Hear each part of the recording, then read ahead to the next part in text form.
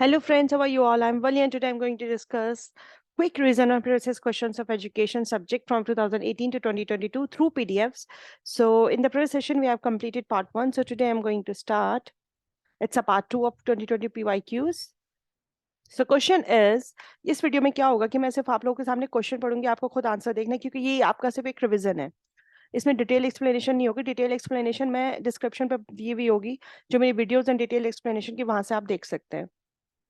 So the National Council for Teacher Education (NCTE) as a regulatory body came into existence on, आपको बताना है NCTE जब as a regulatory body कब existence में आई थी? 17 अगस्त 1992, 17 अगस्त 1994, 17 अगस्त 1995, 17 अगस्त 1996। So आपके पास है टाइम, आप जल्दी से सोचिए क्या आंसर होगा। सो द आंसर इज, ये देखिए मैंने यहाँ पे डिटेल भी दिया हुआ है, तो अगर आप पढ़ना चाहें तो वीडियो को पॉज करके आप पढ़ भी सकते हैं। सो एग्जिस्टेंस में कब आई थी national council for teacher education? 17 अगस्त 1995 by the act of parliament. Next question है हमारा, which of the following is not a correct statement with regard to Indian philosophy? Indian philosophy के अकॉर्डिंग कौन सी स्टेटमेंट गलत है, करेक्ट नहीं है, वो आपको बताना है। So first option is, Indian philosophy denotes the philosophical speculation of ancient and modern Indian thinkers. Indian philosophy denotes the philosophical speculation of Indian thinkers who are essentially Hindus. Indian philosophy denotes the philosophical speculation of Indian thinkers, theist or atheist. Indian philosophy is marked with its devotion to the search for truth. आपको बताना है इसमें से correct answer कौन सा है। So correct answer होगा हमारा B option, Indian philosophy denotes the philosophical speculation of Indian thinkers who are essentially Hindu. सिर्फ हिंदूज के ऊपर बात नहीं की गई थी। आपकी जो इंडियन फिलोसफी थी उसके अंदर इंडियन थिंकर्स थे जो कि ऐसे थे जो गॉड में बिलीव करते थे और ऐसे भी थे जो गॉड में बिलीव नहीं करते थे, थीस अथीस दोनों। लेकिन एसेंशियली हिंदूज की बात नहीं कही गई थी। उसमें आपके क्या कहते हैं, सभी तरह के थे, सिर्फ हिंदूज नहीं थे। नेक्स्ट क्वेश्चन है हमारा, what in your opinion is an individualized educational plan? आपके ओपिनियन में आईईपी इंडिविजुअलाइज्ड एजुकेशनल प्लान कौन सा है? Rehabilitation and career plan for a student, family support plan, statement of instructional supports and services required by a student, transition statement for a student with disability from home to school. आपको बताना है इनमें से कौन सा option है जो correct option है।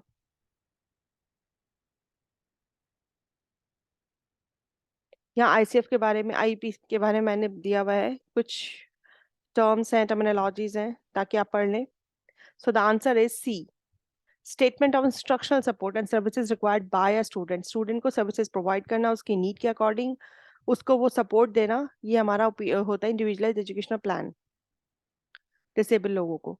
The first and second step of Dick and carry instructional design model, आपको बताना है पहला और दूसरा स्टेप क्या है डिक एंड कैरी मॉडल का। जो आपका इंस्ट्रक्शनल डिजाइन मॉडल है, Dick and carry model, development of instructional strategy, instructional learning goals, instructional analysis and performance objectives, क्या है सही आंसर?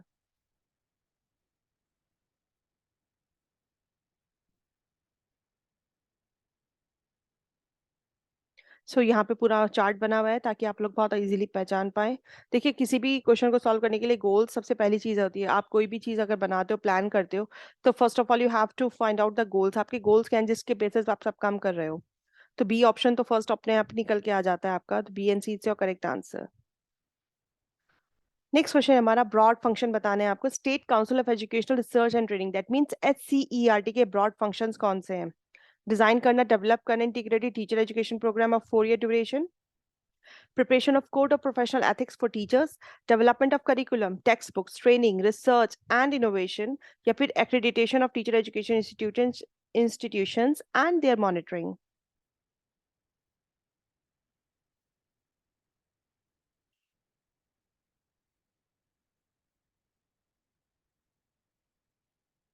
देखिए, एससीईआरटी का काम क्या होता है? डेवलपमेंट करना करिकुलम का, टेक्स्ट बुक्स का, ट्रेनिंग प्रोवाइड करना, रिसर्च और innovation.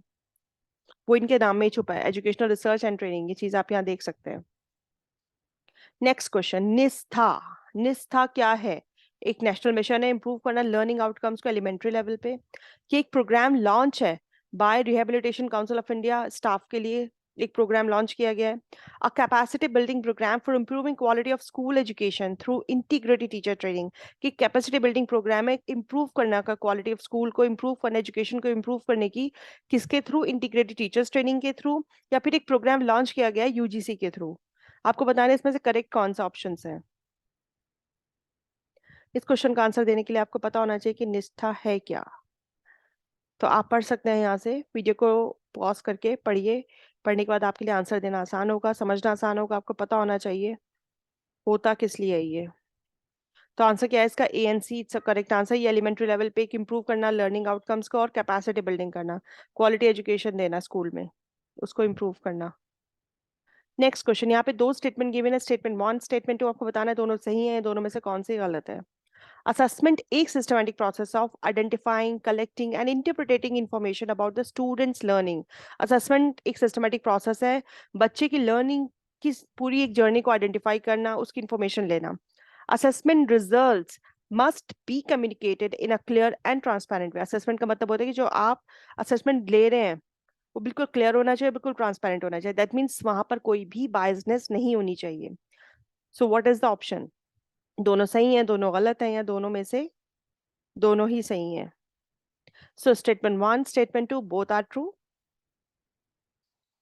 Next question, which of the following sustainable development goals ensures inclusive and equitable quality education?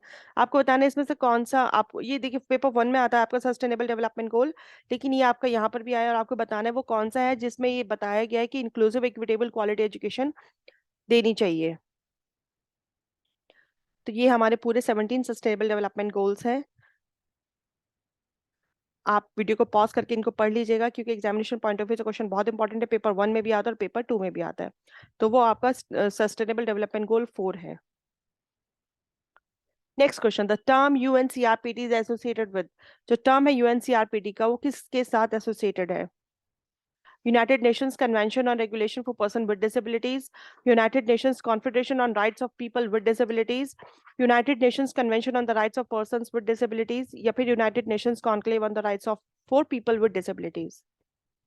What is the correct answer?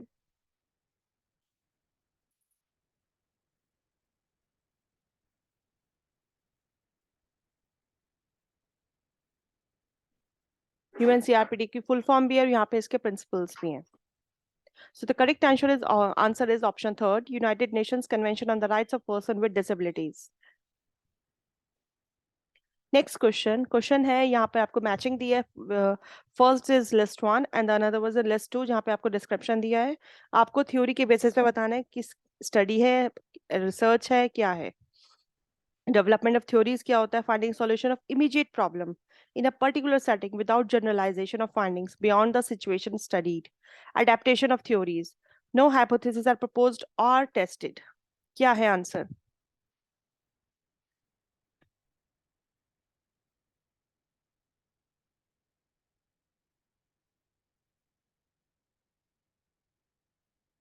So the answer is second option. That means जो आपकी development of studies हैं वो हम basic research में करते हैं, which is fundamental research, and immediate solution of problem का आप कहाँ फाइंड आउट करते हैं? एक्शन रिसर्च में। एंड अडेप्टेशन ऑफ थ्योरीज या आप अप्लाइड रिसर्च में करते हैं, जहां पे आप अडेप्ट करके चीजों को अप्लाई करते हैं एप्लीकेशन बेसिस पे। And the last is no hypothesis are proposed और टेस्टेड, वो आपकी असेसमेंट होती है जिसके अंदर आपको हाइपोथेसिस बनाने की जरूरत नहीं होती। ये बहुत अच्छा क्वेश्चन है। Arrange the following stages of cognitive development आपको बताना है एज रिकमेंडेड बाय पियाजे। पियाजे ने 4 स्टेजेस दी थी, किस उसमें दी है, सीरीज में दी है, वो आपको पता होनी चाहिए।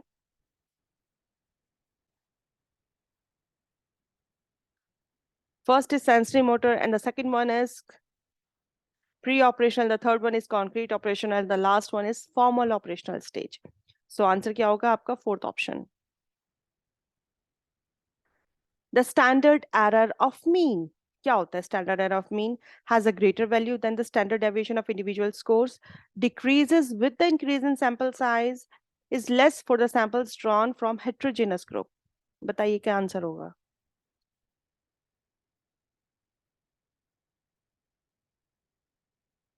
आंसर है हमारा B, that means decreases with the increase in sample size. Which of the following programs are related to quality improvement in service education? आपको quality improvement बताना है कि in service education में वो कौन से program है जो quality improvement के लिए किए जाते हैं.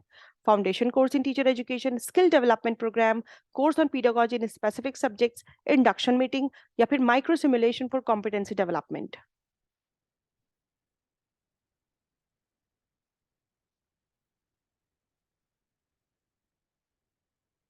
Very clear. फाउंडेशन कोर्स तो आपका उसमें पढ़ाया जाता है, बीएड वगैरह में पढ़ाया जाता है, और पीडागोजी वाला पार्ट भी आपका बीएड में पढ़ाया जाता है. लेकिन skill development program, induction meeting और माइक्रो सिमुलेशन ये आपका इन सर्विस एजुकेशन की क्वालिटी इंप्रूवमेंट है. That means micro simulation and skill development program quality improvement की बात की जा रही है. नेक्स्ट क्वेश्चन है, आपको करेक्ट ईयर बताना है नेशनल करिकुलम फ्रेमवर्क का, और सीक्वेंशियल जिस तरह से बने थे उस बेसिस पे आपको अरेंज करना है, सीक्वेंस में बताना है.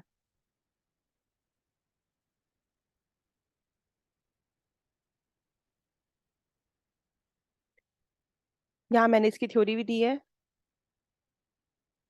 So first is 1975, then 2000, 2005. NCF 75, 2000, 2005 is the correct answer. Next question हमारा, the banking concept of education is coined by. Banking concept of education किसने दिया था? Paulo Freire, Ivan Illich, Jeff Herbert, John Pestalozzi.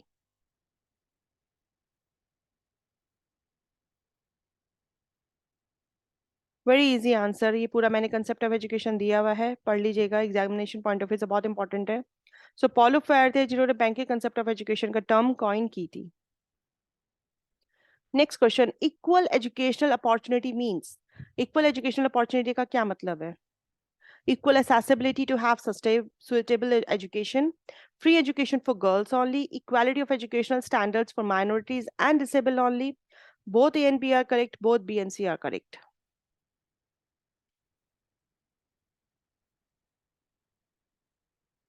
So answer is A, क्योंकि educational opportunity सिर्फ girls के लिए नहीं है या सिर्फ माइनॉरिटीज के लिए नहीं है, वो सबके लिए है. So A option is the correct option.